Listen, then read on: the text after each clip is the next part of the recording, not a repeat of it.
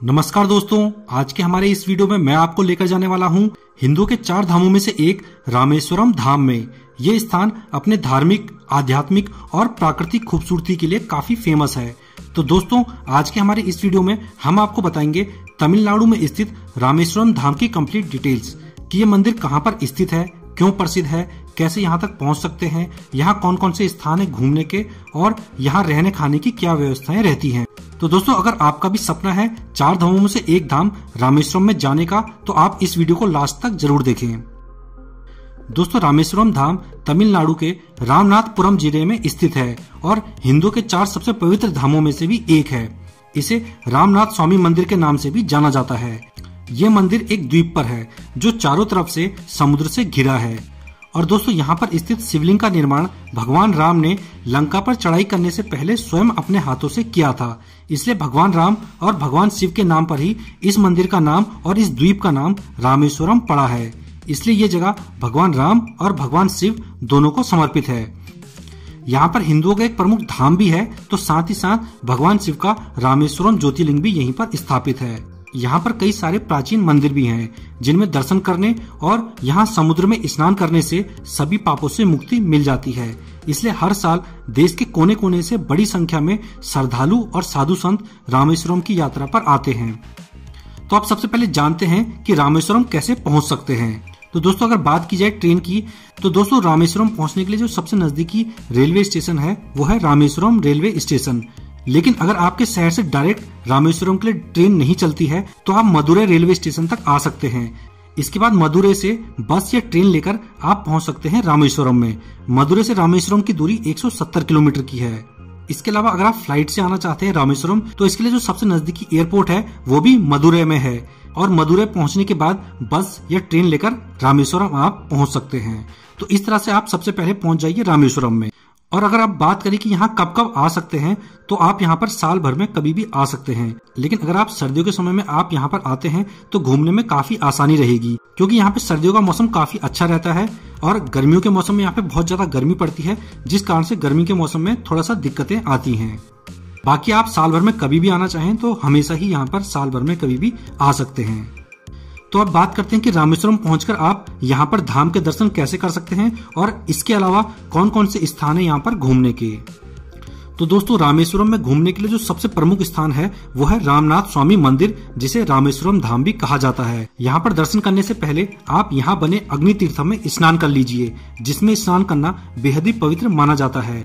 और कहते हैं कि भगवान राम लंका पर विजय प्राप्त करने के बाद यहाँ पर स्नान करने के लिए आए थे। अग्नि तीर्थम में स्नान करने के बाद आपको यहाँ के 22 पवित्र कुंडों में भी स्नान करना है। इन कुंडों में स्नान करने का भी अपना अलग ही महत्व है। इसके बाद मंदिर में दर्शनों के लिए निकल पड़िए। ये मंदिर दक्षिण भारत की द्रविड़ शैली में बना एक खूबसूरत मंदिर है। यहाँ आप भगवान राम द्वारा स्थापित शिवलिंग के दर्शन कर पाएंगे। ये मंदिर ही रामेश्वरम का सबसे प्रसिद्ध मंदिर और हिंदुओं का एक पवित्र धाम है। मंदिर खुलने की टाइमिंग की अगर बात की जाए तो मंदिर सुबह 5 बजे से लेकर 1 बजे तक खुला रहता है। इसके बाद थोड़ी देर बंद हो जाता है और फिर 3 बजे से शाम 9 बजे तक दोबारा दर्शनों के लिए खुला रहता है। तो आप इसी दौरान यहाँ पर मंदिर में दर्शन कर सकते हैं। यहाँ पर रामेश्वरम में मुख्य मंदिर के दर्शन करने के बाद आप यहाँ के कुछ प्रमुख स्थानों पर भी घूमने जा सकते हैं, जिसमें पहला नाम आता है पंचमुखी हनुमान मंदिर का, जो कि रामेश्वरम मंदिर से केवल 2 किलोमीटर की दूरी पर स्थित है। ये मंदिर हनुमान जी के 5 रूपों के लिए प्रसिद्ध है। रामेश्वरम आने वाले श्रद्धालु यहाँ भी दर्शनों के लिए जरूर आते हैं। इस मंदिर के बाहर आपको तैरते हुए पत्थर भी दिख जाएंगे। कहा जाता है कि इन्हीं पत्थरों से राम जी की सेना ने पुल बनाया था। इसके बाद रामेश्वरम में घूमने का अगला स्थान आता है कोथांदरा स्वामी मंदिर। दोस्तों, इस मंदिर को रावण के छोटे भाई विभीषण का निवास स्थान माना जाता है। ये वही स्थान है जहाँ पर विभीषण ने भगवान राम की मदद के लिए हाथ बढ़ाया था। ये मंदिर भी काफी प्रसिद्ध है। यहाँ पर आपको राम जी, लक्ष्मण जी, सीता जी और हनुमान जी की भी मूर्तियां दिखाई दे जाएंगी। इसके बाद रामेश्वरम में घूमने का अगला स्थान आता है अब्दुल कलाम नेशनल मेमोरियल। दोस्तों, हमारे देश के प्रसिद्ध वैज्ञानिक और पूर्व राष्ट्रपति अब्दुल कलाम की याद में इस मेमोरियल का निर्माण किया गया है। अब्दुल कलाम जी रामेश्वरम के ही थे और उन्होंने देश और दुनिया में अपने महान कार्यों से सबके दिलों में जगह बनाई है। यहाँ पर आपको उनके जीवन से जुड़ी बहुत सी बातें जानने को मिलेंगी। अगर आप साइंस में रुचि रखते हैं तो आपको यहाँ बहुत कुछ नया जानने को मिलेगा। इसके बाद आप घूमने जा सकते हैं अरियमन बीच में, जो कि अपनी सफेद रेत और शानदार नजारों के लिए काफी प्रसिद्ध है।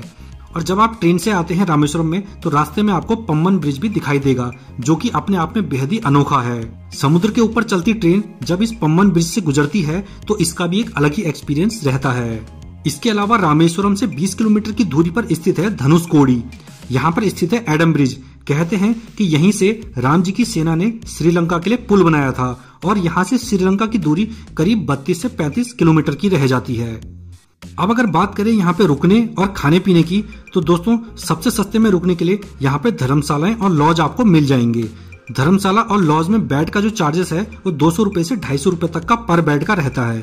इसके अलावा अगर आप रूम लेते हैं तो 600 रुपए से लेकर 1000 रुपए तक में आपको यहाँ पर रूम भी मिल जाएंगे। और अगर आपका बजट थोड़ा ज्यादा है तो आप अच्छे होटल, महंगे होटल भी ले सकते हैं, जिनका चार्जेस 2500 रुपए से लेकर 5000 रुपए तक का रहता है। इनमें आपको काफी अच्छी होटल वाली सुविधाएं मिल जाएंगी। और अगर आपको होटल बुक करने हैं तो आप पहले ही अपने ऑनलाइन बुक करा लीजिए ताकि आपको बाद में परेशानी ना हो। ये सभी होटल और धर्मशालाएं मंदिर के 1 किलोमीटर के आसपास ही मिल जाती हैं। अब खाने की बात की जाए तो आपको यहाँ पर 100 रुपए से 150 रुपए तक में थाली मिल जाएगी। इसके अलावा आप अपने अनुसार किसी भी तरह का खाना भी ऑर्डर कर सकते हैं, जिसका अलग अलग चार्जेस यहाँ पर रहता है। और अगर आप रामेश्वरम में घूमने के लिए आते हैं तो यहाँ के स्वादिष्ट साउथ इंडियन भोजन का स्वाद लेना बिल्कुल भी ना भूलें। यहाँ पे बहुत ही स्वादिष्ट साउथ इंडियन फूड्स आपको मिल जाएंगे। तो इस तरह से दोस्तों आप रामेश्वर धाम की यात्रा कर सकते हैं, जो कि भारत के तमिलनाडु राज्य में पड़ता है। आशा करता हूँ आपको रामेश्वरम धाम की कंप्लीट डिटेल्स मिल गई होगी। दोस्तों आपको हमारा ये वीडियो कैसा लगा हमें कमेंट करके जरूर बताना। दोस्तों अगर आपको हमारा ये वीडियो पसंद आया हो तो वीडियो को लाइक और हमारे चैनल को सब्सक्राइब भी जरूर कर लीजिए, ताकि आपको आगे भी इसी तरह के वीडियो मिलते रहे। वीडियो में लास्ट तक बने रहने के लिए धन्यवाद। जय हिंद।